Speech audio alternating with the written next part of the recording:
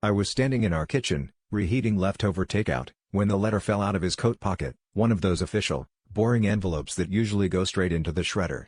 Except this one had a different name on it, a woman's name I didn't recognize, and a bank logo in the corner.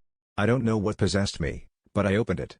My heart started thudding when I saw the numbers, an account with more money than we'd ever had in our joint savings, and the address listed was a cheap apartment in the city I'd never been to. I confronted him before I could talk myself out of it. He didn't even try to deny it.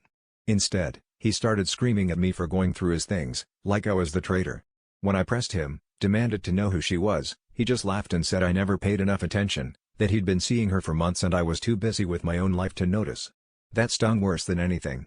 I threw a glass and it shattered against the wall, and for a split second, all I wanted was to shatter everything else. The next day, I drove to the address on the letter, shaking with adrenaline.